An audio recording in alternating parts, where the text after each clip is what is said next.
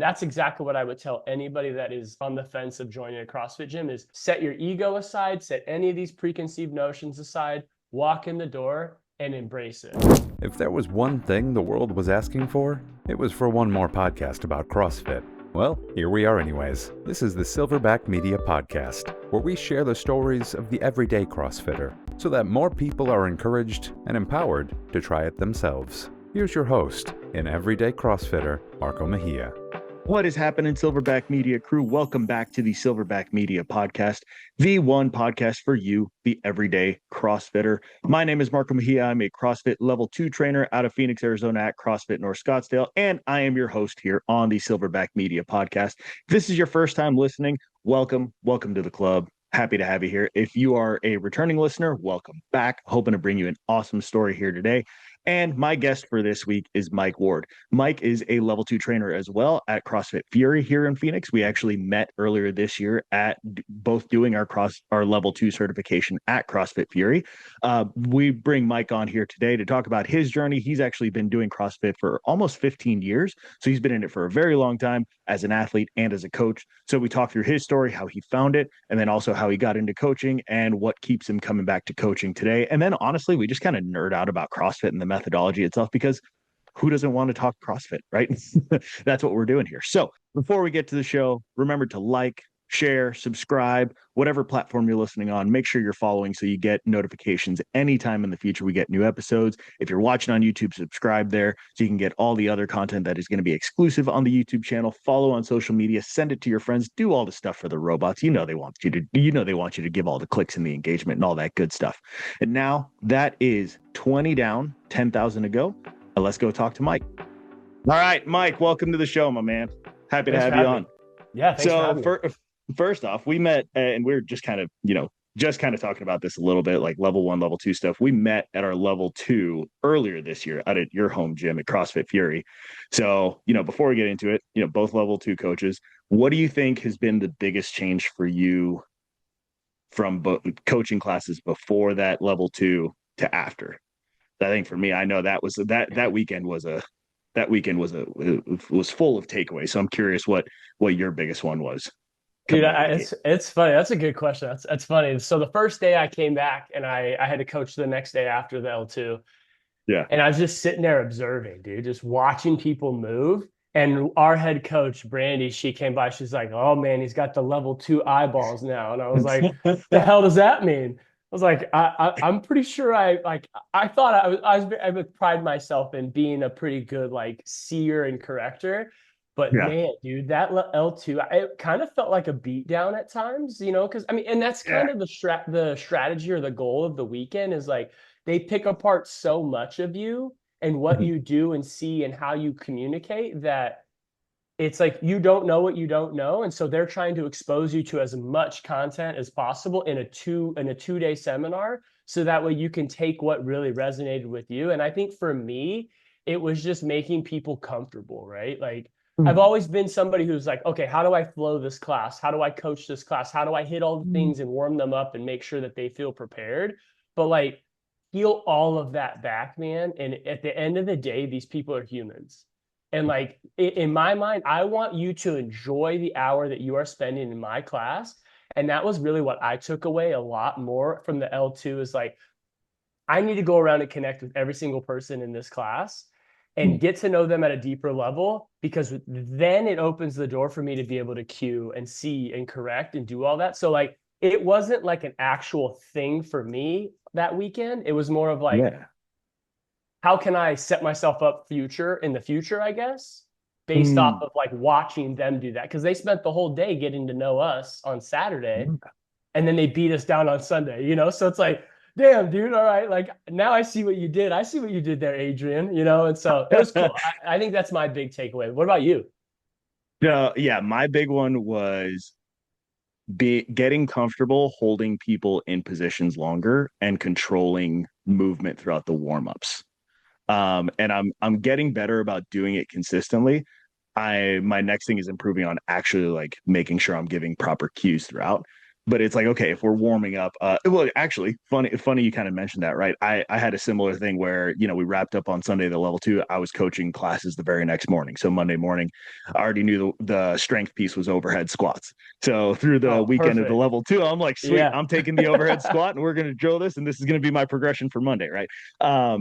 And I think up until that point, I was a little bit more comfortable just saying like, all right, we're going to do this piece of the progression. Give me 5 reps, and then trying to kind of watch everybody in unison, which of course you end up, missing so much. Right. For sure. So I think it got me very, very comfortable with saying like, okay, we're going to do this piece of the progression or this next step, and we're going to do 5 reps, and we're going to do it on my call, and having people get it, get to the static position of whatever it is. Right. Maybe it's, hey, we're going to, I don't know, just do a half squat, right? And make sure their bar is still over their head, right? And having people hold there, scanning around, not too long, but long enough to actually get a look, and then be like, okay, now up. And so getting much, much more comfortable with that piece of it. Yeah. And it's been able to open my eyes to actually just see more, right? Which is the whole point of it, is to be able to see like, oh, that person's doing that. That person's doing that. Oh, 5 people just did this one thing. Let me stop the whole class for a second and be like, hey guys, my bad. I forgot to say something. Do this when you're doing this movement, right?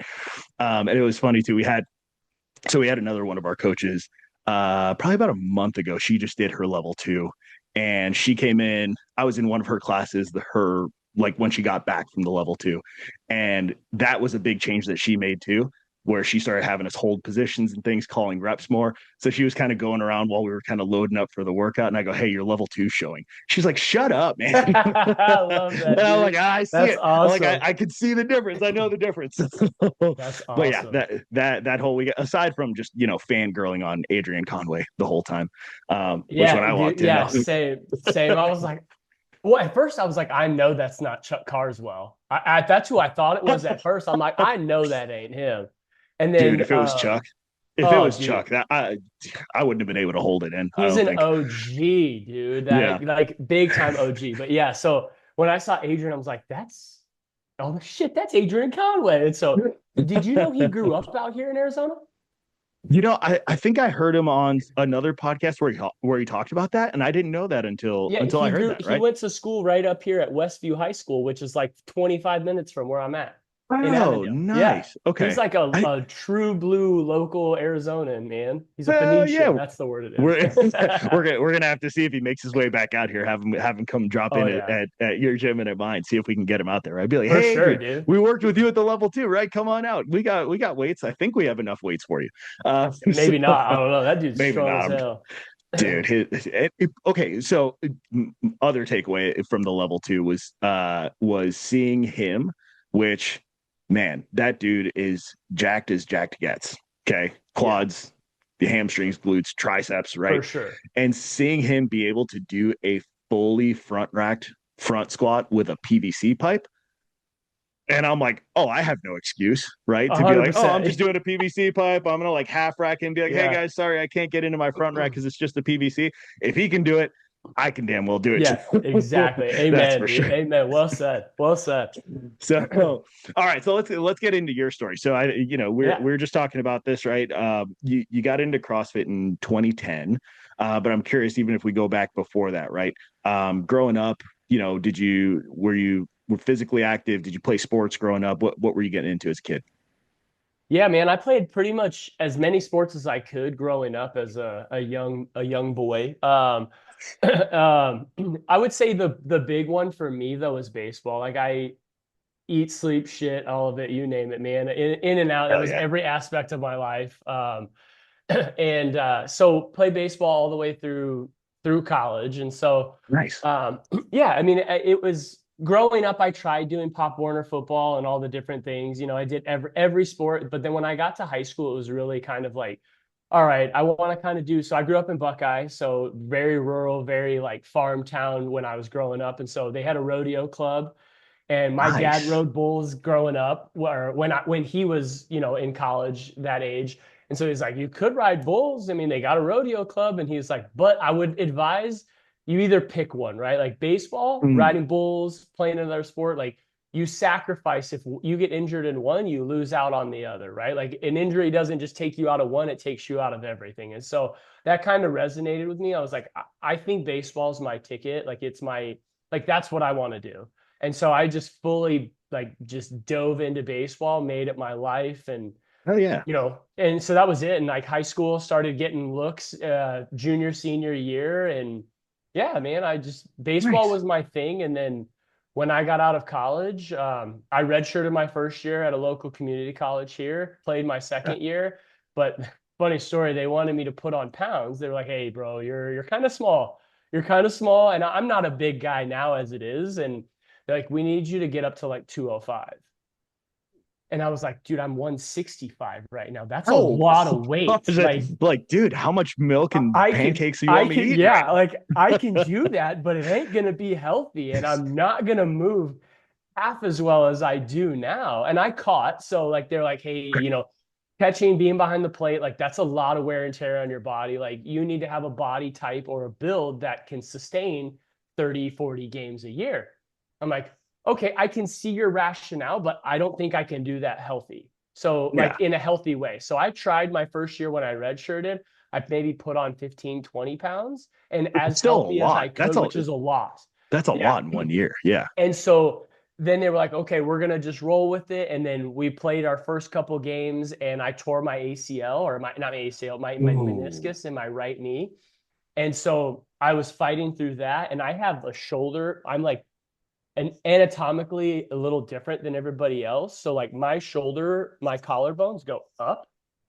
No. So like I have a point, you can see it on my shirt here, probably. I Oh, have a geez. point Yeah. in my collarbone. And so every time I throw, my tendon rubs over that collarbone.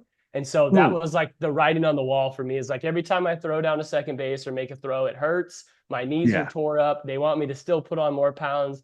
And so I walked away from baseball. Oh Yeah. man. Wow. Yeah. No, was the tear in the meniscus, was that like a collision? Was it just like a wear and tear?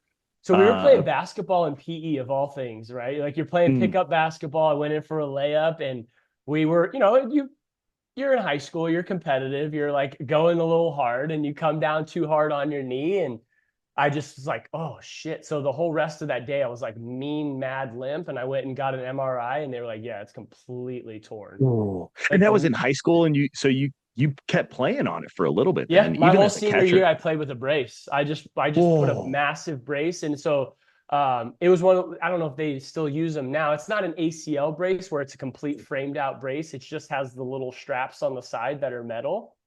And right. so Okay. it's like a hinge really. And so it was on the outside of my knee and I just played through it the whole senior year. Wow. Oof, Yeah. man, that sounds, and I mean, look, and I grew up playing baseball too, right? That was my poison of choice, right? Played through college as well. I was a catcher for pretty much through middle school until I forgot how to hit. I don't know what happened, but just one day all the hits out of my bat just left. They just walked away, right? Yep. And so someone was like, "Hey, maybe you should try pitching." And that ended up working out. So I ended up pitching all the way through college. But from thinking about catching with a torn meniscus and doing that at a high level, just the constant up and down out of the squat, right? You got, somebody's trying to steal a bag, you got to come up out of that squat quick and launch, and then you throw the shoulder piece on top of it. Yeah. Oh man, that makes sense. That's an understandable time to walk Yeah. away. So I was, yeah, I mean, it just kind of was writing on the wall. I tried to power through it and I'm like, I can keep doing this and keep beating my body up, or I can walk away and think about the health and longevity of my life. And it just made sense. And that's interesting that you kind of thought about the health and longevity piece like actively at that age too, right? Because you're probably, I mean, you said that was after your second year, so what, probably like 20, 19, Mm-hmm. 20 years old. Yeah. What year was that? 2020. Uh, so I graduated 08 and then Okay. played right. So I went right out of school and I'm a late or early birthday. I don't know what it is. I'm a summer birthday. So I'm actually a Okay. little bit younger than most people my age. And so I was 18, just turning 18. 18 my first year in college. And then, Okay. yeah, so I played 2 years or a year and a half of baseball. And after the first year, I focused solely on academics at that point and tried to get my degree as Nice. fast as possible. But I had already thrown away a year playing baseball. And of course, I'm playing baseball. I'm not going to school. I'm playing baseball. Like that was what I was doing. Let's just call it what it is. I wasn't going to school. That So, sounds like my last semester of college. I did the same thing. I had a redshirt year. It wasn't my freshman year, but I did have a redshirt year. So by the time my last semester came around, baseball's in the spring. My advisor was like, "Hey, technically, since it's your last semester to be eligible to play, like you're already eligible, you got the grades for it. All you have to do class wise is you only are required to take the amount of classes that are left for you to graduate. Like I didn't have to take a full-time class schedule that sweet. last semester, and all I had left to do was my capstone class. So I had one class that last semester through baseball season, and I managed to find a class option that was one night a week. So Oh, I that's mean, glorious, man. it Yeah. was it was I will tell you if it ever comes up in conversation, it's the closest I ever got to playing professional baseball. I'll say, Okay. right? Yeah. The only thing I was thinking about was baseball. I mean, yeah, okay, so I had to go to class one night a week, right, for a couple Right. hours. But the teacher would always let us out early anyways, and it was a capstone. Like it wasn't that. Right. Right. Exactly. Yeah. So That's awesome.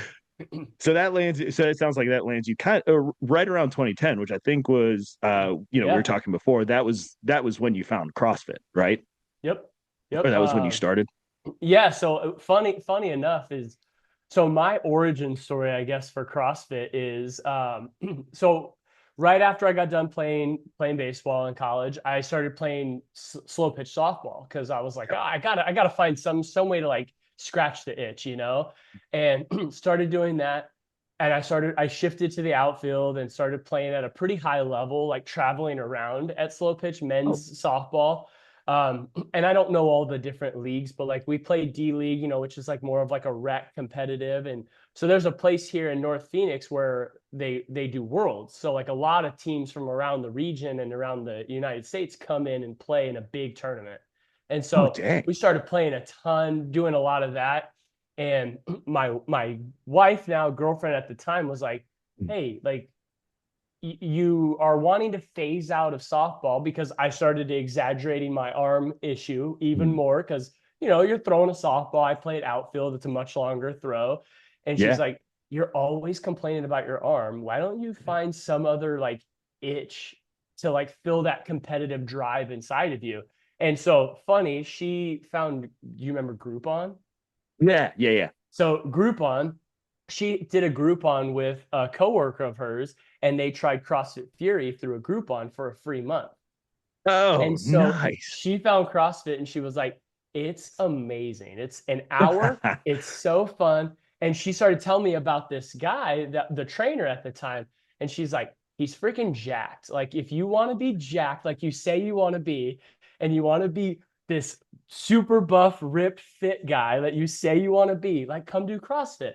And so you hear It's all like these people. also it's like say no more, right? It's like you want to be jacked, right? Yes. So where do I sign Well, up? but obviously, like, you have friends and people that are, we were talking earlier, is like, "Oh, CrossFit's dangerous. CrossFit's Yeah. crazy. Like, these people are ridiculous. They're doing these hero workouts that take an hour long and stuff like that." And so I'll be honest, I was like kind of intimidated and scared. I'm like, I don't know.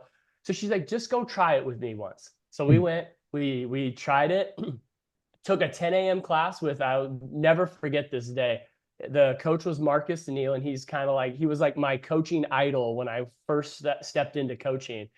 And dude is huge, probably like 6'4", 6'5", and he's just built like a brick shit house, dude, and massive. And That's I'm a like, big dude. a That's a big human. big He's like dude. as big. Holy crap. I would say he's comparable to Adrian Conway. Like Adrian Conway is like next level fit though, and like Yeah. I don't think he has an ounce of fat on him, but like this dude Marcus was super fit. And I'm like, yeah, that's gonna be me one day.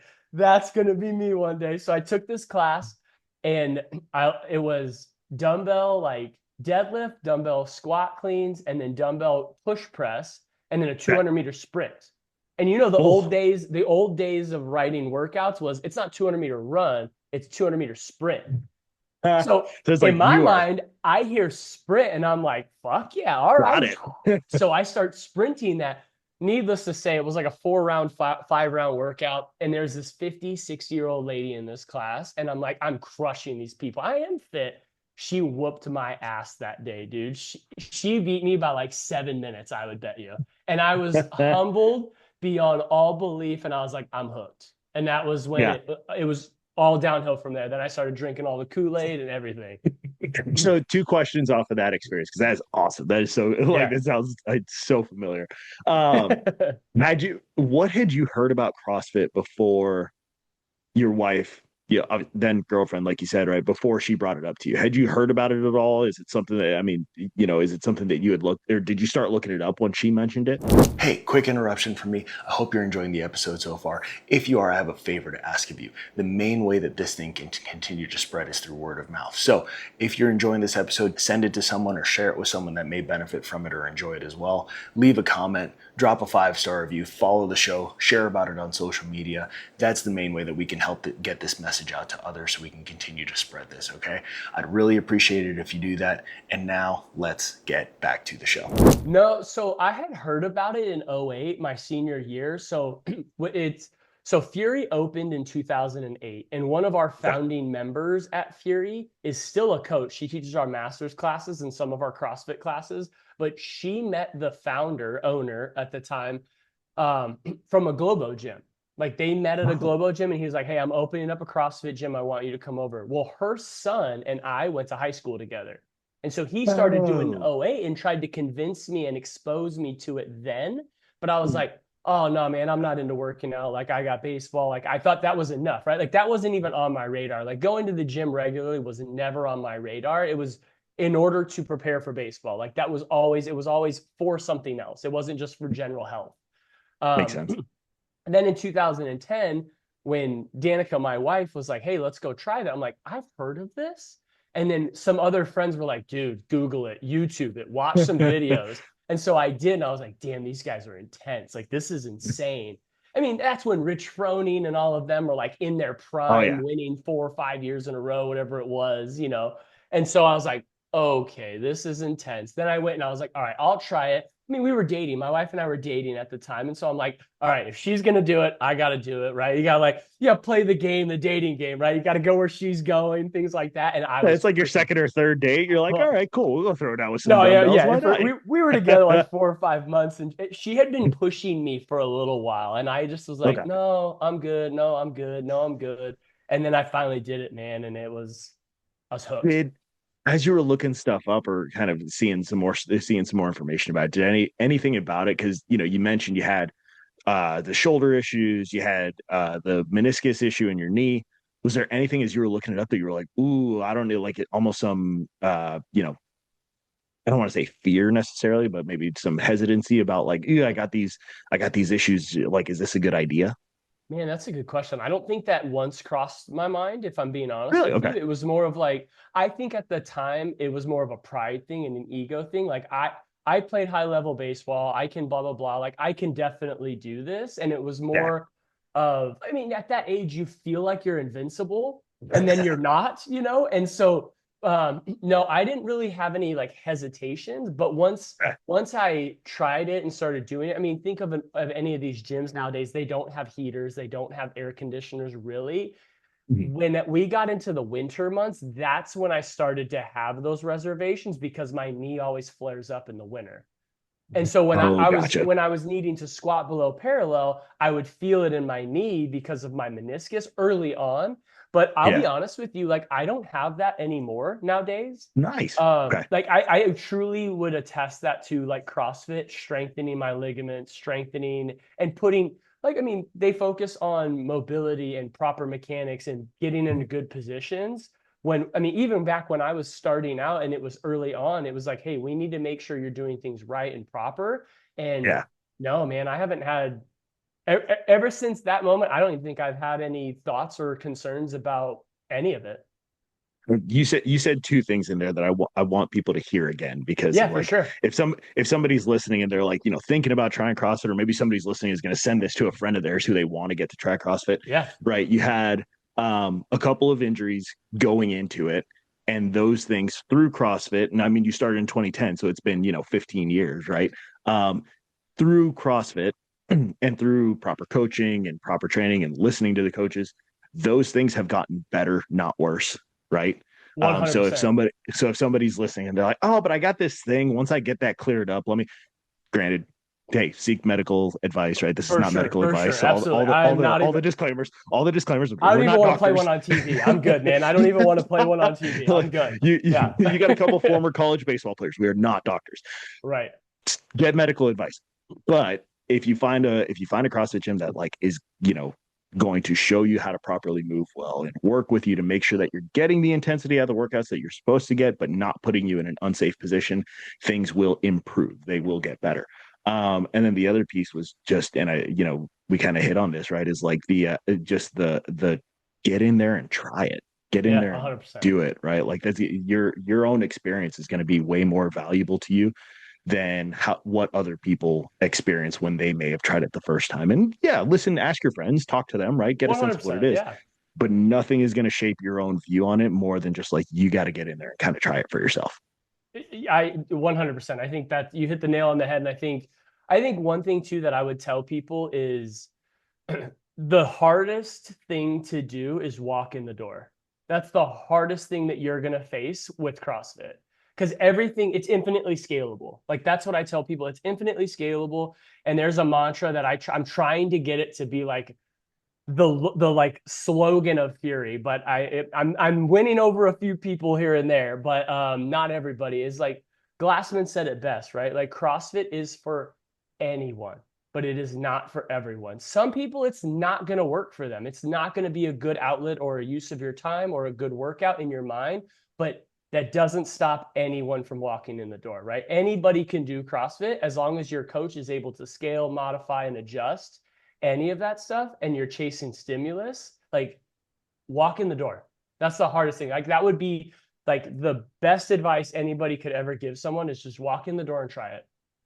And I'm going to add one piece onto that, right? If you walk into a CrossFit gym and you find a place that, because, okay, look, CrossFit methodology wise is like, rock solid. It's rock solid. Yes. You could try to poke holes in it, but you're not going to find much, right?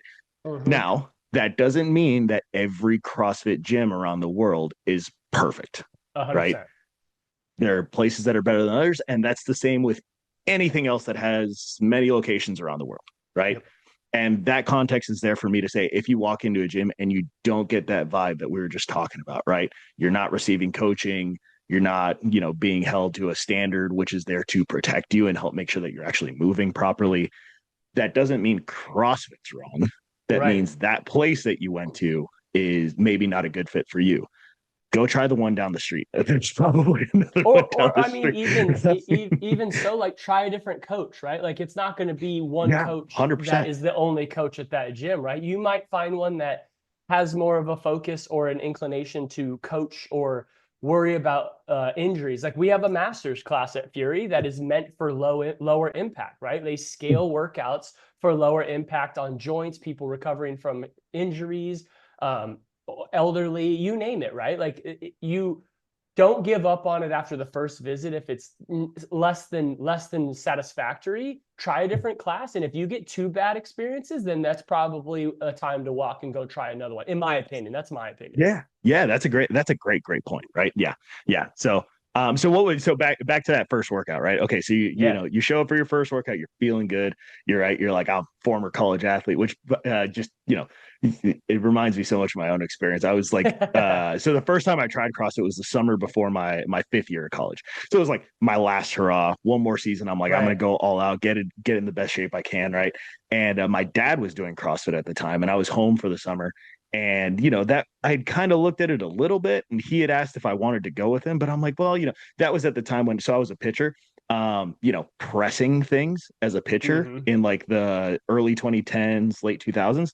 That was a no-go. There was no benching happening, no overhead pressing because you didn't want to get tight, right? Whatever.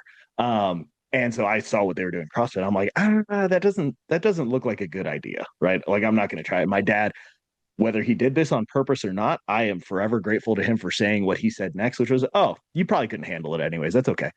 And you know exactly where that goes, right? It's like, all right, fine, I'll see you tomorrow. Like I don't care what challenge accepted, buddy. Challenge, and so I'm so happy he did because I went that next day and whatever the workout was like some combination of running, kettlebell swings, and ab mat sit-ups. Right, it was like rounds for time, and I was wrecked by the end of it because I went into it with that same thought of like, all right, I'm a college athlete. I'm in good shape. I can do this thing. I'm just going to go hard and we're just going to make it happen. Right. Halfway through it, I'm like, oh, that was a bad idea. But I loved it. I loved every second of it. I'm like, this is awesome. I can't wait to come back Yeah. and do it again. So I'm curious because it sounds similar to that first experience you had. What do you think was it about that experience that you were like, oh, I got to come back and do some more of this?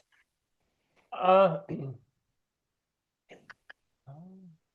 trying to figure out how to word this. So, how we coach a workout and you have your prescribed weights or whatever. And so, going into it, you're doing a deadlift, a clean, and an overhead press is what we're doing. And in my mind, I'm like, okay, here's the prescribed weight. It's 50s, set of 50-pound dumbbells for men. And at the time, I'm like, oh, 50s are fine. So I go grab 50s. I'm doing the deadlifts. Cool. I get through the cleans. As soon as I went to get to that overhead press, that push press, I was humbled beyond all belief. I was like, holy shit. All right, maybe we're not using 50s today. So the coach comes over. He's like, hey, I want you to use 25s or 30s. And I'm looking around. And I'm like, well, shit, everybody else is doing prescribed weight. Why am I not doing this? And so I think that was like, okay, this is where I should be because this is the prescription, right? This is where I should be. Here's where I'm at. And it was like, how do I get to that, right? That's the goal. And so that was what drove me. And then not to mention, we're third or fourth round into this workout and I'm jogging my sprints. Remember, I mentioned sprints. I'm jogging these and surviving these sprints. And this older lady, I kid you not, she's got to be in her late 40s, early 50s, maybe even older. She comes running by. She's like, you got this. Great job. You're doing great. And I was like, that's the last thing I need to hear from you right now. Okay. I don't need this encouragement from you. Like I'm surviving here. And so after that, it was just like, okay, I'm getting to that goal. I'm getting to where I can prescribe or hit a prescription for a workout and do what's RX. And like I said, I was hooked afterwards. And I'll tell you, my first hero workout I ever did was Karen. Oh no, or girl workout. It's the first girl benchmark workout I've ever done, benchmark. And so it was Karen, but it has a twist. Every time you broke, you had to do 6 burpees. Needless to say, I probably did more burpees than I did wall balls. And I was like, okay, we are definitely like, we're hooked. This is like, I am shooting for RX. I will get there as fast as possible. And I was maybe 3 months after that date, I started doing 2-a-days with Marcus. Like I would meet him, nice. We would go. And so we would do 2-a-days and start doing benchmark workouts, working on my skills I could improve. And I drank the Kool-Aid hard, man. I was hooked. Dude, that spin on Karen, that sounds gross. Karen already on its own is disgusting, right? We had one like that was it was Karen, but every time you broke, you had to do a calorie row. So guys had to do 50 calories and ladies had to do 35 every time you 50? broke. 50. Oh my Lord, real big incentive to go crazy right out of the gates. Wow. It was gross. Yeah. Yeah, that is gross, dude. So I'll tell you how that one ended up later. I got an idea here. Oh, that's awesome. So what was there a certain skill or movement? I know you wanted to, RX was the thing that you were kind of shooting for, but was there a certain skill, maybe gymnastics wise or, weightlifting movement that you looked at and you were like, man, that's the one that I want to figure out. Maybe you saw somebody do like that's an easy question, man. I wanted to be really good at the snatch. Hands nice. Down. I wanted that. And I'm one of those people that like, if I set a goal or that's what I want, get out of my way. Like I'm going to find a way to do it. Like, and I wanted, and so the gym that when Fury first opened, we were a kilo gym. So everything was kilos. So, and I wanted a 100-kilo snatch. That's what I wanted. I wanted a 100-kilo snatch. I wanted it bad, dude. So, which that's what? That's 220? 225. 220. Okay. Yeah. It's 220 conversion, but nowadays you throw 2 blues on, 225, right? So, but yeah, so I wanted a 100-kilo snatch. That was my goal. But at the time I was maybe 43 kilos is where I was at the time. And I was like, man, that's a lot of work ahead of me. But it was mechanics, getting in right positions and doing that. So Yeah, that was my goal. I was like, I gotta That was get the one. this. I have to have a 100 Uh, kilo snatch. how long was it before you finally got that? I'm assuming you Hmm, did. I did. Okay. I did. I was That would have very been that would proud have of been it. I real haven't awkward if you were like, I still never got there. I'm like, haven't never mind. All right, moving haven't hit it in a while. I'll tell you that. I on. haven't hit it in a long while, but I would say, shit, man, 16 is when I hit it finally. Oh 2016. wow. So So it took me that's like about a good 6 five or years. six Yeah. years. Yeah. Oh boy. Wow. And that's okay. What do you think kept you? Because that's, from where you started to the end target you had, that's a big goal to go from 43 kilos to 100. Did you have any expectation or sense in your mind of how long that might take when Not you a first clue in kind the of set that world, as a man. goal? Okay. No, it was just like I want to get to that. And so like I said, I was doing 2-a-days. And so I would go in, I would work out in the morning and I'd go in the afternoon and hang out with Marcus and some of the other guys and do like other things. And we would do like Linda, like we did Linda, the 3 barbells of death. That was fun. And so it was like, just trying to improve my fitness. And then the week we would do like Isabel, 30 snatches for time at 135. And so like the cool part about that journey to 100 kilos was, okay, I started at 43, and the first time I ever did Isabel, I did it at 45 kilos, which is just over women's RX weight. And it So still yeah, took just me, past 95. Yeah. yeah, so it took me probably, oh man, 2-3 years before I could finally RX a workout with a 135 snatch. And Oh then wow. that gap between when I hit 135, I was like, okay, I'm making progress. And then that gap from there to like 155, 175, 185 pounds was quick. Really? Super fast. It took me forever to get past 43 kilos or like 105 pounds to 135. It took me forever. But I Yeah. would go in and I would move an empty barbell and I would spend an hour's worth of time just moving through bar path. Like that was Mm. self-decided. Like I was like, I'm not good at this, but I want to be good at it. What do I need to do? What are the things that I need to action in order to get better at this? And so Mm. I would go in and do like, we used to have an open class time called detention. That's what they called it. It was called detention. And so you would go in and you could like make up a workout because we followed the traditional CrossFit 3 days on, 1 day off, 2 days on, 1 day off. Yeah. So Yeah. Thursdays were always a rest day. And so Thursdays was detention. And Right. so I would go in on Thursdays and I would just work on bar path. And I would did that for like 2 months straight. Every single Yeah. Thursday, I would go in and work on snatch bar path, snatch position overhead. And then that jump from 135 to 185 was like super quick. Then the Mm. next 3 years, it was 185 to like 200 pounds. So it's just like making little incremental growth and like doing a little bit of barbell mechanics stuff here, overhead stability stuff here, trying to get to that because I was determined to hit 220.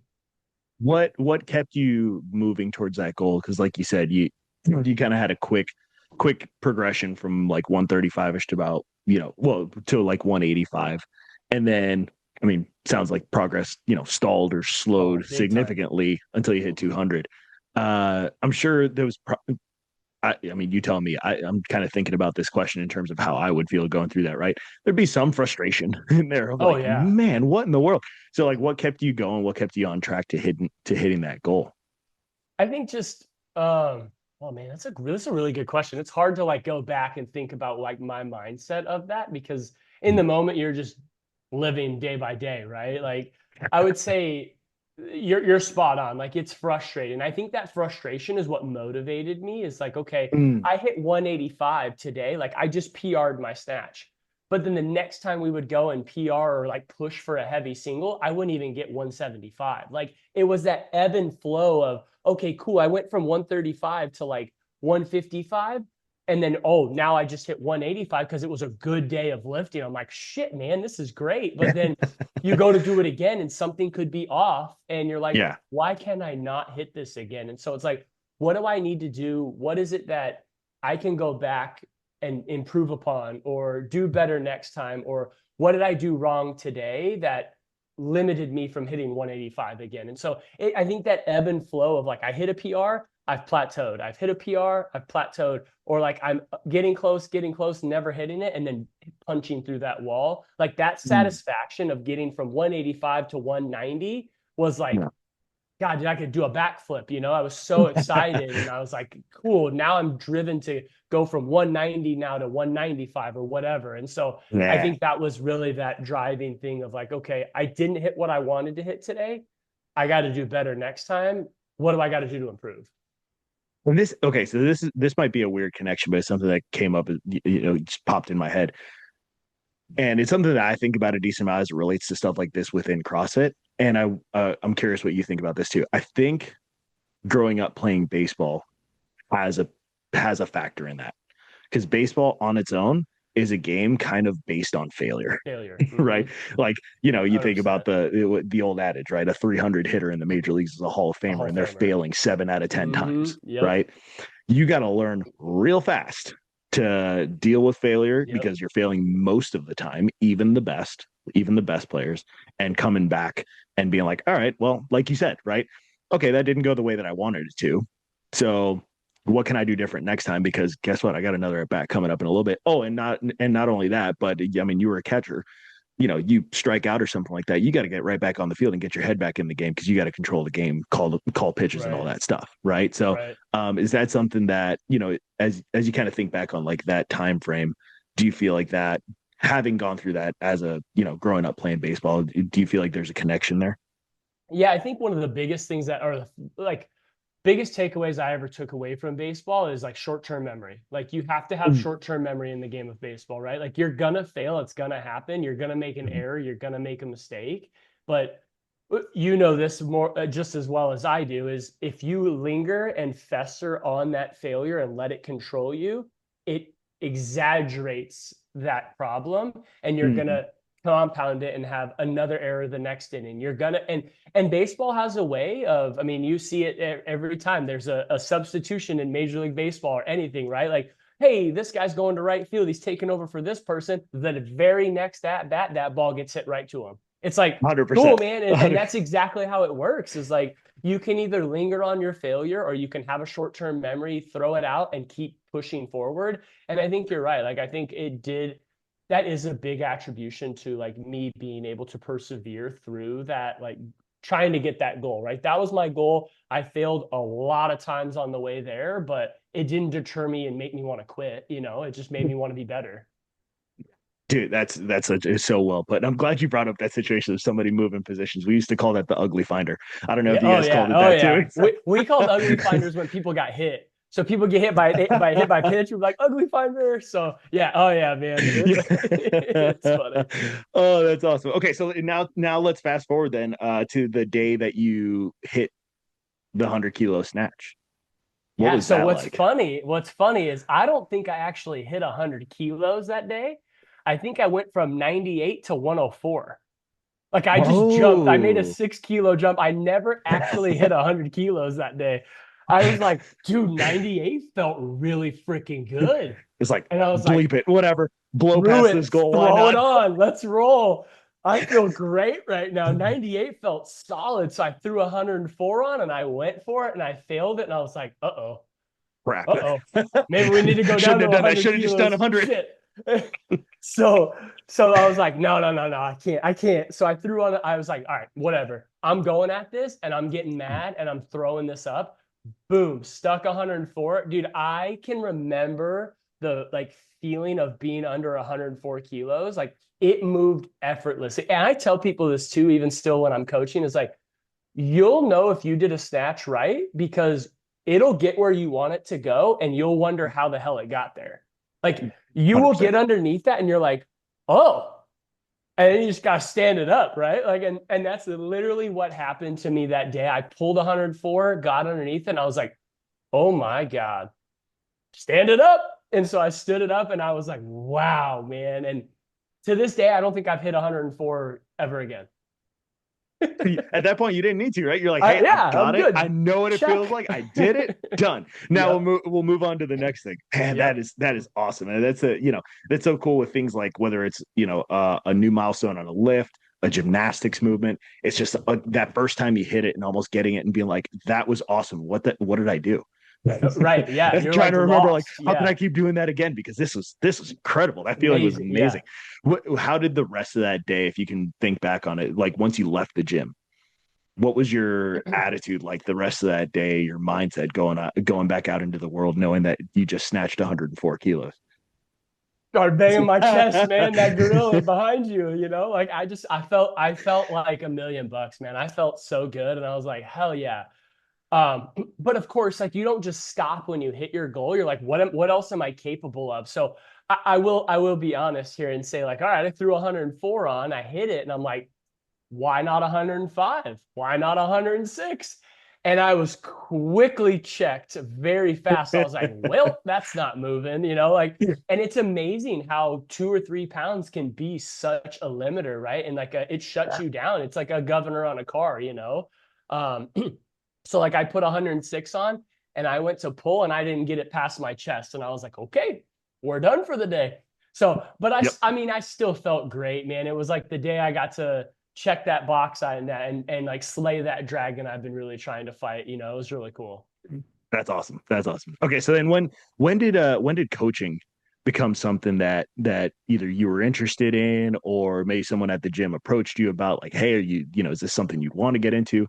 How did that come about for you? Yeah. So, man, I think that one just kind of fell in my lap, if I'm being honest. I was very fortunate of that. Is like I started really diving into the methodology, like taking in as much content as possible. I was hooked at this point. I mean, I'm 6, 7 years in, and I'm like, I love every bit of it. I was a teacher at the time, so like school year would start in like August, early August. That's when the CrossFit games were going on. I'd project the Mm. CrossFit games on my projector. Like I literally consumed more CrossFit content than I probably did any other kind of content. Like like my Instagram like reels, like my whole thread was CrossFit, my Facebook CrossFit, you know, and and so I just like had taken it all in, and I had expressed to the gym owner at the time, I'm like, hey, if you all are ever looking for a CrossFit coach or an additional coach or somebody to kind of fill in and shadow, I'd love to do that. And so they were just like, okay, cool. Like, and just wrote it off a little bit. And, Yeah. then, I mean, at some point they had like envisioned me to be like on a games team at Fury, because No, Fury had damn. sent Okay. like 8 people had like sent 8 years in a row, they had sent people to the games, like starting back in 08. So from 08 to 2016, they went every single year. And Hey, so, yeah, individuals or individuals and teams individuals or and teams, mostly and teams. teams Okay. though. But like, so the owner and founder of Fury, he went to the very first CrossFit games with Marcus, the guy that brought me into Oh, CrossFit. So they just loaded up the van and they were like, screw it, let's go to the picnic, let's go to the barbecue at the ranch, let's go do it. And that so, is awesome. yeah, really, it's really cool, man. And I think that's also why I've been so blessed in CrossFit, because I've been exposed to a lot of true OGs, like people who Mm. have been around since the true infancy of CrossFit. And so, like I just kind of like looked up to those guys, right? Like going through those 6 years, I looked up to them. I was like, I want to be them. I want to be that. I want to be fit, strong, look that, and be like influential in the community, if you will. Mm. And so I reached out to them about being a coach, and they were like, nah, it's good. And then somehow the owner's wife caught wind of that. And she and I had a very good rapport. Like she loved chatting with me. She was really good friends with my wife at the girlfriend at the time. And so she's like, hey, I heard you want to coach. We host seminars. We get free spots. Do you want to go? I'm like, sure. Sweet. Yeah. So they use, because they have, and I don't know if you know how that works, but if you host, you get vouchers for your athletes because you're hosting Oh, nice. if Okay. enough people sign up to attend. And That makes so sense. I got to go, expenses paid with a voucher from CrossFit to Fury. I didn't pay a dime to Damn. go. And so they're like, what do we Dude. got to lose? Like, and plus he may end up wanting to coach and we could use him if we need to.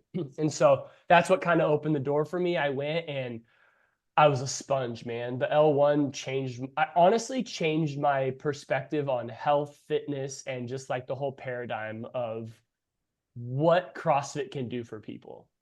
what was, and I know we started this conversation talking about the thing that, was the biggest eye opener for you from the level 2. And I'm not going to ask you to boil the level 1 down to one thing, because that It's feels like impossible. I couldn't do it. it's Yeah, I impossible. wouldn't be able to It's do unbelievable. Um, you know, top 2 to 3, we'll say, of takeaways or perspective shifts, connections that were made, right? Not necessarily like networking, like people to people, right? But connections of like, oh, these workouts to the methodology piece that I learned here. Like, what are the ones that stick out to you? I'll tell you this, man. The biggest one for me that I'll never stop using as like a reference point in my life is the sickness, health, wellness continuum.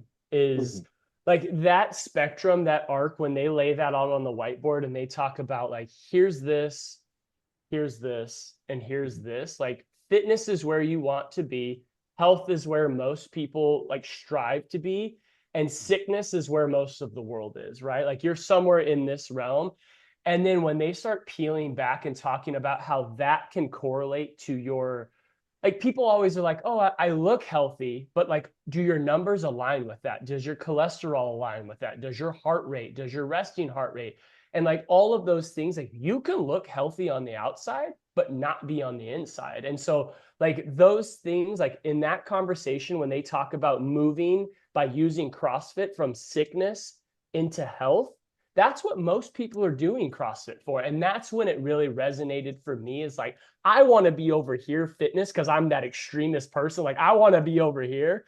But like most people and average people in the gym are trying to be here in the middle of that spectrum, right? They're Mhm. trying to be in that health area, that wellness area. And so that's what CrossFit can enable people to do, like hedge off chronic disease and diabetes and all of that type of stuff.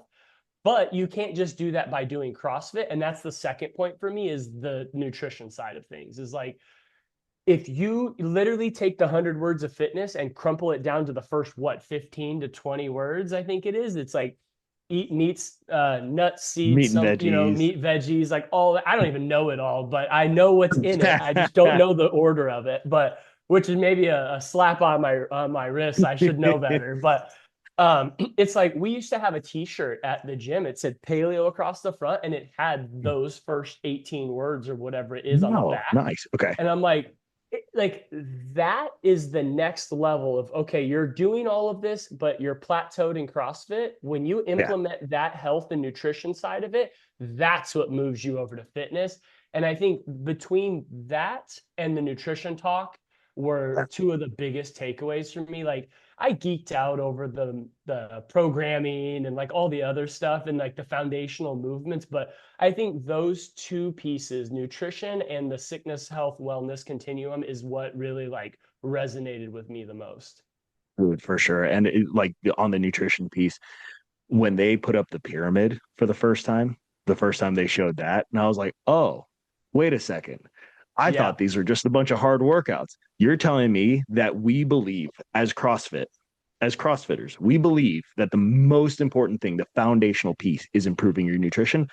Oh, got it. Okay. yeah, Now I'm starting to connect some dots of like what this really is about, right? It's not purely for the sake of being at the top of the leaderboard or, right. going a little bit heavier or trying to go faster on your benchmark time. Those things are a means to an end, but they're not the end themselves, right? And the means to an 100%. end is improving your health span and improve. Like there was and I feel like over the course of time, I've probably just adapted how I interpreted this piece of the message. But I remember whoever it was at my level 1 that was presenting this basically drew a big graph. And if you remember this, tell me if I'm like getting it right. Somebody drew up a big graph and basically said, okay, at some point in time, right? Like you can, you're improving your fitness, you're improving your muscle mass, all that stuff. But at some point in time, aging starts to come into play. That's Mm-hmm. just natural for all of us. And your level of independence, your muscle mass starts to decline. Normal for everybody, regardless of fitness level. It's going to happen, right? And the idea behind CrossFit is to try to improve your level of independence as from an early on perspective as high as possible. So that way, as you start to decline physically, you never get to the point that you can't live independently. Yep. Basically, where you die before you get to the point where you have to live dependent on other people, and connecting that to, that's the reason why we squat below parallel. So that way you can get up and down off the toilet when you're 80 years old. That's why we work on skills like a pistol progression, right? Is it because everybody needs to do pistols? No. But is it because you need to have the single leg strength so you can get in and out of your car or walk up the stairs? Right. Hell yeah, it is. Right. Right. And those can, and I feel like that because I'm a numbers geek as it is, right? So seeing it charted like that, I was like, oh, freaking light bulbs going off all over the Right. place. I'm like, oh, this makes way more sense now. Between that and how much pain they can inflict on all of us with a PVC pipe. That's next level, dude. Like that's one reason why people should experience that. Oh like, my gosh. Yeah. That's a whole nother reason and another level of why people should do the L1. Like, you don't realize how heavy a PVC pipe is or how much you hate one until you go through that weekend.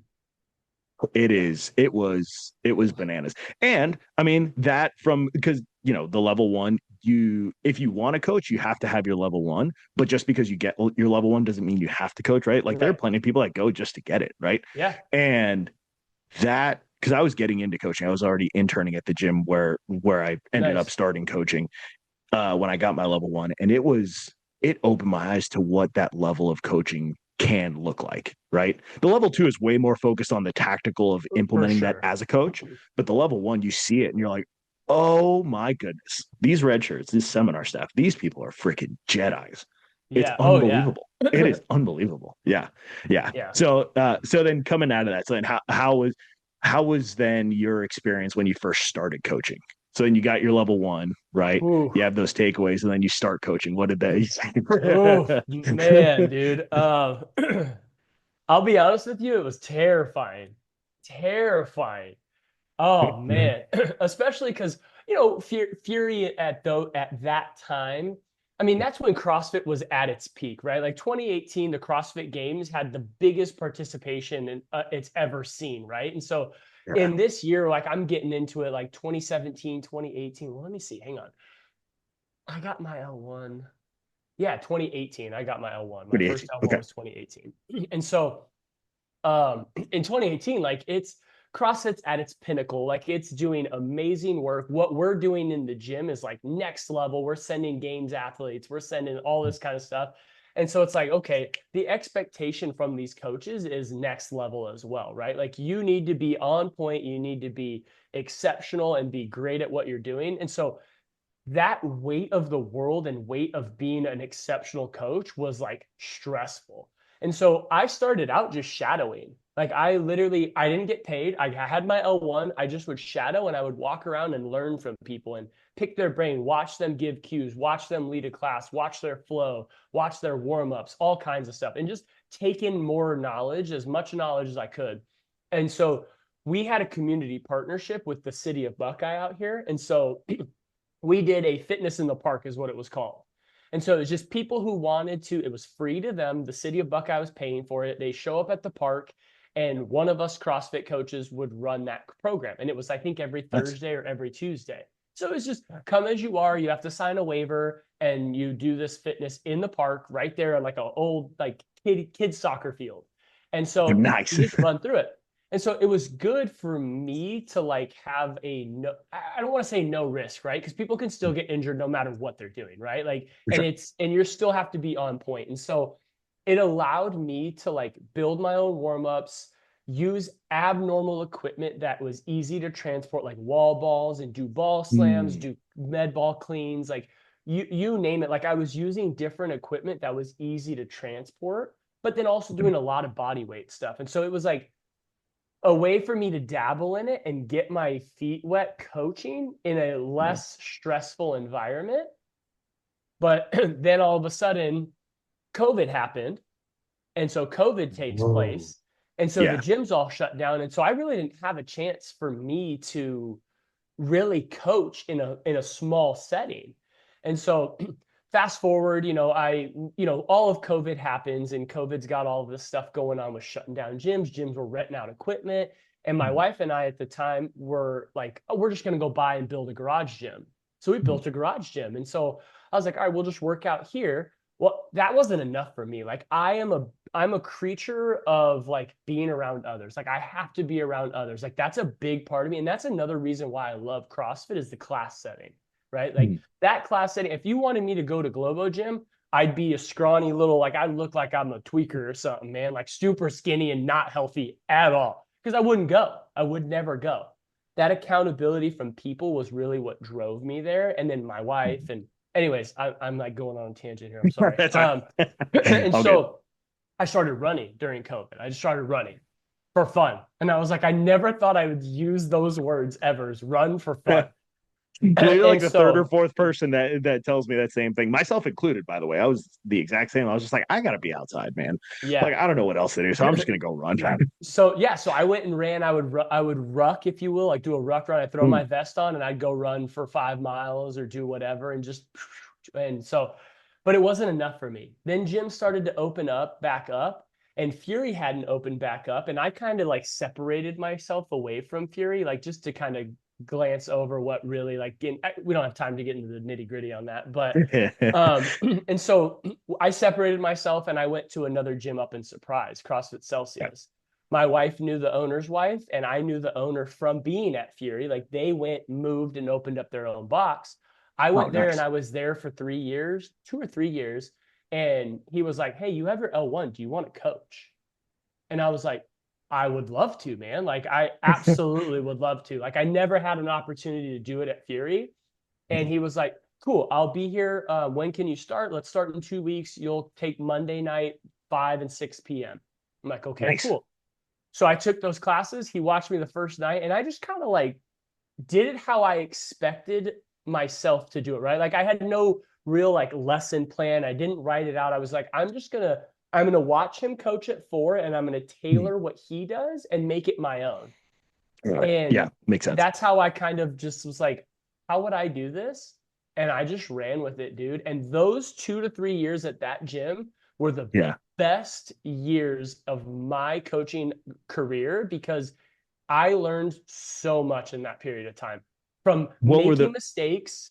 Not knowing how to manage a flow, not how to properly warm people up. And I was just pulling stuff from what I've known in the past, right? And so like, how would I warm myself up? How would I this? And so I learned by doing. I made mistakes. My classes ran over 5-10 minutes sometimes, like you name it, like all of the things that you like don't want to do as a coach that they teach you in the L2, like write it out in your lesson plan, like I made every one of those mistakes, but I'm a better coach, in my opinion, now because of that. Well, and it ties back to, what we were talking about when you're kind of going through that progression with your snatch, right? It's like, you work on things, you try this skill, you work on the basics, you screw something up, you miss a lift. Okay, what did I learn?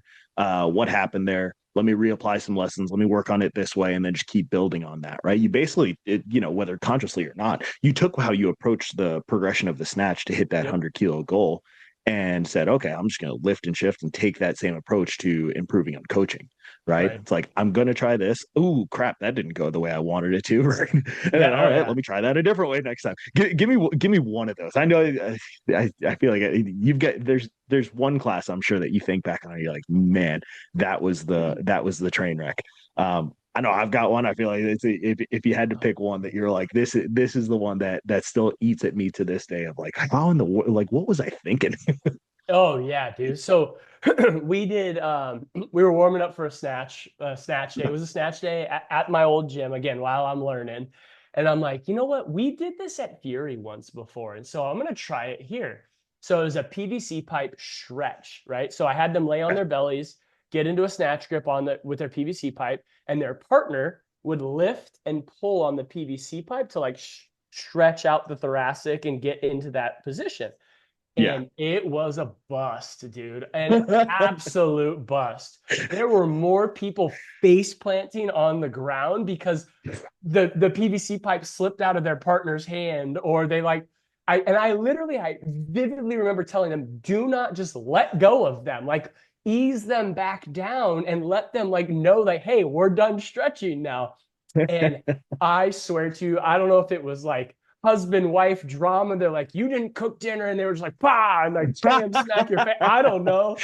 But Man, I can't even tell you how many people smacked their faces on the ground. I was like, we're never doing that again. Yeah, that was what I was going to ask. Was like, is that one that you looked at it and you're like, all right, we're just done with that? Or were you like, maybe I could do that a little bit differently? So I've done it a few times still. Like I'll still go back to it, but it's like I'm reluctant to do it sometimes. And I go over it many times. I'm like, hey, somebody get down, and I demo it for them. Like, this is what it looks like. This is how you put them down so you don't smack their face to the ground. Dude, it was bad. I was like, I'm never warming people up that way ever again. Oh my gosh. Oh, that's funny. That's funny. What's been the biggest, take, or not takeaway, like benefit for you from coaching? Like in terms of, working with members, what do you think is the reason you kind of stick with it? I think it re-energizes me and my passion behind CrossFit, if I'm being honest. Like when I was going through it, because at this point I'm not PRing anymore, right? Like I've been doing it for 15 years. I may hit PRs in some of these random strength pieces. Like I've gotten stronger as I've gotten older. Like it's that dad strength, I guess. I'm not a dad, but like old man strength, So it's like I'm getting that, and I do PR like my strict press and things like that, but like I haven't PR'd my snatch in forever. I haven't PR'd. I mean, I PR'd my clean the other day, like about a month ago, and so like they're few and far between, and so you can see like some people are like, I don't see growth, I don't see potential, I don't see improvement or whatever. And it's like being able to coach and share the knowledge that I've acquired, or like my energy and enthusiasm for CrossFit and what it can do to change your life, or making this the best hour of their day. And I make it a point too, when people come to my classes, I always say, hey, grab like whatever they need for a warm up, like grab your PVC, grab a barbell, and put a smile on your face. And like the amount of people that will smile because of that, like you could have had the shittiest day you've ever had at work, but while you're here for this hour, I want you to smile and enjoy your hour. And I think that's what that's the biggest thing for me coaching wise that motivates me. I'm stealing that. I'll credit you. But I'm stealing that 100%. All the time, dude. Like every day I start my class that way. I'm like, grab whatever you need. I list it all off, and I'm like, and get a smile, or put a smile on your face, or hey. And then if they're not smiling, man, they're on a bike, and I'm like, some of y'all need to smile more. You need me to give you a hug? Like, well, we gotta walk around, give some hugs. If you don't want a hug from me, we'll find somebody to give you a hug, And so like it's just like it's a way to like make fun of myself because I'm being over the top, but like it puts a smile on people's face, man. Yeah. There's something to it, right? It's like start smiling. Like you might just be convincing yourself and faking yourself out, but guess what? If it works, it works. Yes. That was one of the things that like hit me when I first started coaching, and I was just shadowing other coaches. I hadn't like started jumping in on classes and stuff. I realized I'm like, man, okay, there's a lot that goes into, properly teaching, properly seeing and correcting different movements, walking people through progressions, running a class on time. But goodness gracious, people want to have a good time. Yeah. You know what I mean? Like you could teach them everything about all the in-depth pieces of these positions and different movements, but if they're not having fun, like over time, it's just going to be like, that's a drag, right? Like you got to teach, you got to help people get better and stuff, help people move better, and help people, break through plateaus and whatever the case is. And if you can put a smile on people's faces too, dude, that's winning right there. That's doing it right there. And like, that's awesome. We talked about this earlier too, is like walking in the door, finding the right gym. It's like you have to enjoy your time there too, right? Like if it's a chore for you to go to the gym and go to CrossFit, like maybe it's not the right place. Try to find a place where you walk in that door and you enjoy being there, because as much as I like try not to say this, I am not a fan of this phrase, but it's spot freaking on, man. It's like it's the best, and make it the best hour of somebody's day. Like I think that's so overused and it's cliche, but like it's true. Like I want this to be a very good hour. Like it may not be the best hour of your day. Let's be honest. It may not be. Like that's why I try to stay away from that. But it's true. Like that should be our goal. We want people to have so much fun taking your class. Like at the end of the day, if I can think back of my class, like, and I'll say yesterday, like I coached yesterday, and I had people come up and they were like, your cues like put a smile on my face today because I've never moved a barbell that effortlessly. And I was like, perfect. Like Hell yeah. you clearly enjoyed being in this class today Yeah. and you learned something. And like, I like, thank you. Like that tells me that I got what I wanted out of the day. Like I did my job. That's so cool as a coach to hear that, right? 100%. That's not what we're in it for, No, right? not You're at not all. in it to get the compliments. Right. At the same time, if somebody is willing to go out of their way to tell you that, dude, that's fuel in the tank right there. Like Yeah, I I'm mean, good to go we're for. humans too, man. Like we're not Yeah, just these robots up there like, oh, do this, do that, do this, fix this. It's like, no, we're humans too. Like it's nice to get like a little kudos or a little pat on the back, you know? man. I'll tell you this story. So I'm at CrossFit North Scottsdale, right? Yep. So before my wife and I and our family, before we moved out here last year, we came out for a weekend just to like kind of get a sense of like Phoenix in general, like what areas do we like, blah blah blah. So of course a part of what we did while we were out here was like, hey, let's go drop in at a few gyms, right? Of Like course. priority list. It's like we got to find a neighborhood, we got to my wife's job and Yep. CrossFit gym. So we dropped in at a few, and one of the ones we dropped into was CFNS as well. And within about 30 seconds of being there, my wife and I just looked at each other and we're like, this is our place, right? So fast forward a couple months, we go back to St. Louis. We're finishing up all the details with the move. We move out here. The place we end up getting is it was about 15 minutes away from North Scottsdale, but it was about 3 blocks away from another CrossFit gym in the area that I will not mention.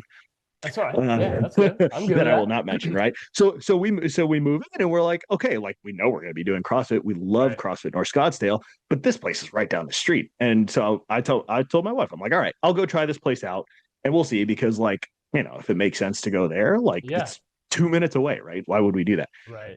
When I tell you that was the epitome of like, if you walk in and you don't get the vibes, like find a different place. This was it, right? I walk in, it was like a 5:30 a.m. class, whatever the first class of the day was. Couldn't find the coach. Nobody. So I'm just walking in and I'm like, well, I mean, I know my way around a gym, so I'm just gonna come in and you know what I mean. I can't imagine being someone that's never been into a CrossFit gym and having this experience. But for me, I'm like, all right, fine, I'll find my way around.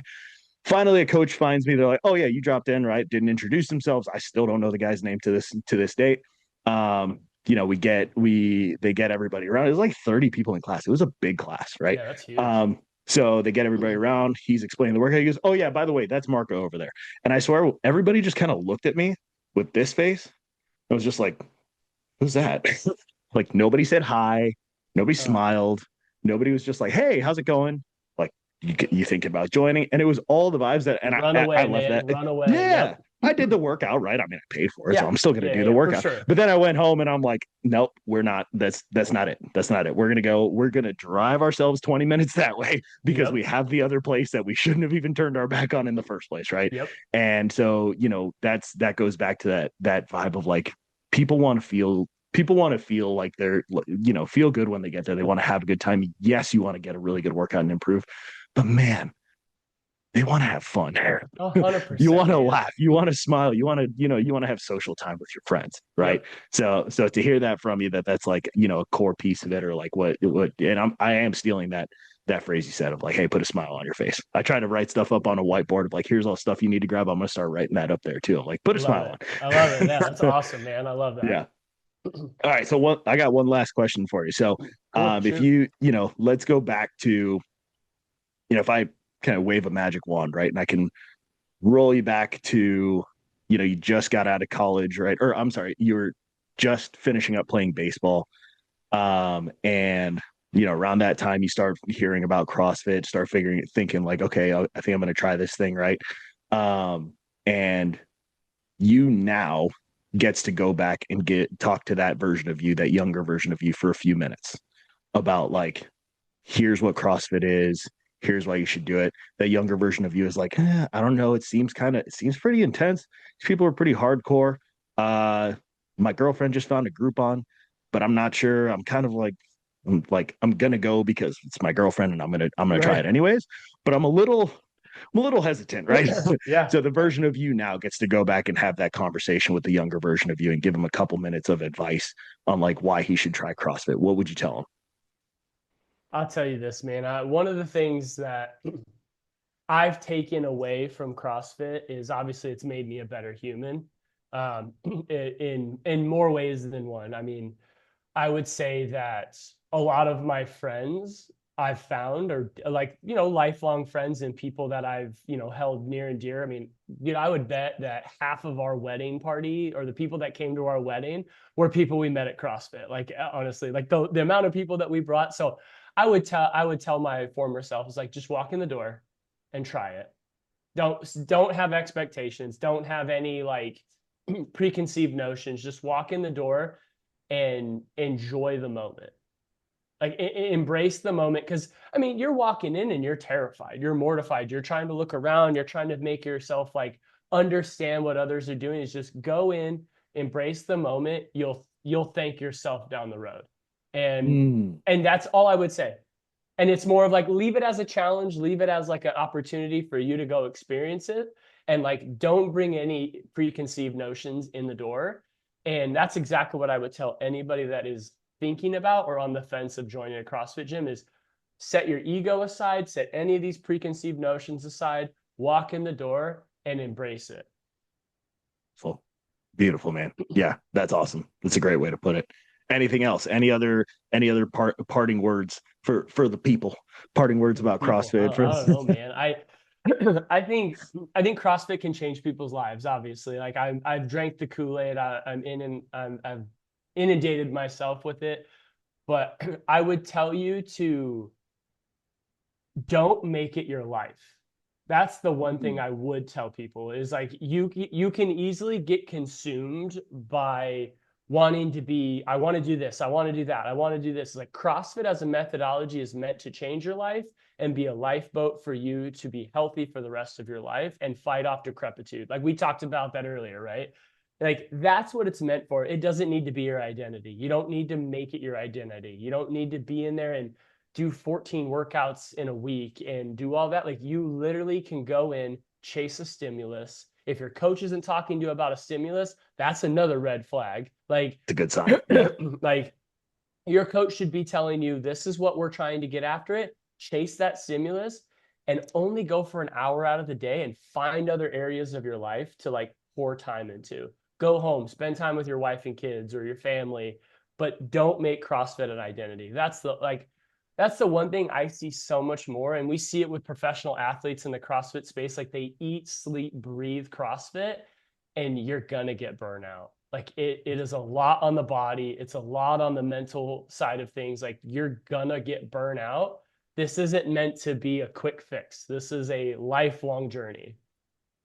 Especially if you're not getting paid to do it.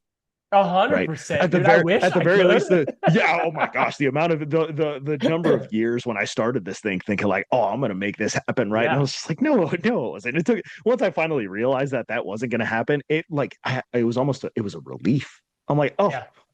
I just go for a class and go for class, do it for an hour, go hard and get out of here. Right. Dude, man, I'll tell you, I've reduced my working out big time, man. Like So I've dealt with some health issues in the last like maybe 4 or 5 years with some so I have, when I get super stressed, I start to get alopecia. Like I lose my hair, like, cause I get heavily stressed. And so one of the things, sorry to like derail, like go. No, we're good. We're good. But I've cut back my amount of involvement in doing CrossFit to like 2 or 3 days a week. Like I only work out 2 or 3 days a week. And so, but it's because CrossFit can truly like give you so much inflammation, right? Like if you overdo it, you can really cause more damage to your body than what CrossFit is benefiting. You look healthy, again, back to that first statement earlier, you look super healthy, but are you though? And so like, that was one thing I swear to you, man, like I cut back and I went to like 2 or 3 days a week chasing the stimulus. I'm not as fit as I was way back then when I was going all the time, but I'm pretty freaking close, dude. Like I'm not like, my times aren't drastically slower, but I feel better going in every day. Like I'm not beat to shit. Like I can actually like do an inchworm and a push up and not like, you know, I can like feel creaking like shoulders. Yeah. Like I need to oil the joints, you know, like I feel better. I'm still chasing the stimulus and I'm healthier because of it, right? Like there's a reason why the methodology is 3 on, 1 off, 2 on, one off. Like, one off. Yeah. go take your L1 and learn that stuff. Like, that's what I would tell people. That's another one. Take your L1 and learn that stuff, because there's a reason why Glassman didn't say go work out 5 days a week and take the weekends off. Yeah. Well, I mean, I wish I remember who, but like, the top of the pyramid is sport, right? Yeah. So it's like CrossFit was intended to be a training methodology to support you in other things, right? Yes. Granted, CrossFit as a sport is a sport. So like that could be one of it too, right? For sure. But for the vast majority of us, that ain't it, right? No. So, well, okay, here's what I was mentioning this, tying back to what you were mentioning about like the burnout piece. I heard someone say this recently. It's like, it's in this frame, when I kind of grasped it, it changed a lot of things for me. It was less of you're overtrained. Overtraining is a real thing. I'm not saying it's not a real thing. For sure. It's not that you're overtrained, it's that you're under recovered. And guess what? If you're trying to do 2-a-days and you've got a full-time job and you've got a family and you're trying to improve your nutrition and all these other things, you're probably not recovering great. 100%. So trying to do more fitness is not going to help the situation, right? That's why, you got to relate it back to like how fit do I need to be for my day-to-day life? Yep. Do we always want to try to like, show some intensity? And if there's a spot where it's like, I think I can do a little bit better, maybe I can hit a PR here, hit a PR there, for sure. 100%. Not saying don't do that. But remember, within the context of what you need for your life and trying to improve your life outside of the gym, how fit do you need to be? And do you need to put in the amount of extra effort and time to get to as fit as you want to be? Is that necessary? Or could you take that energy and put it somewhere else that could still benefit your life that's not inside the gym? 100%, man. 100%. So, oh man, I said one last question like 10 minutes ago, and then we just side quested hard. I can talk forever. I know, this is what I do. Oh man. Okay. All right. No, I think that was an awesome way to land the plane. Thank you for sharing that and bringing that piece up, because that was a really, really nice way to end it, man. So Mike, thank you. Appreciate you, man. Thanks for coming on, sharing your story, for nerding out about CrossFit for a little bit, because this could have gone probably another hour if we wanted. I was about to say, we could do this again. We could fill a whole nother couple hours, I bet, just talking about this. So, all right, part two coming soon. Thanks for having me, man. It was great, Marco, and I stand by this. Next time I'm on that side of town, I'll have to connect with you and take one of your classes. So, hell yeah, man. Same to you. Same to you. So, yeah, right, awesome. Man. Awesome. All right. Thanks, everybody. If you enjoyed this episode, please consider sharing with a friend. To get notified of future episodes, please follow the show on your favorite podcast app so you can continue to hear these stories. For more behind-the-scenes content of everyday CrossFitters, follow on YouTube and Instagram at Silverback Media. Until next time, this has been the Silverback Media Podcast.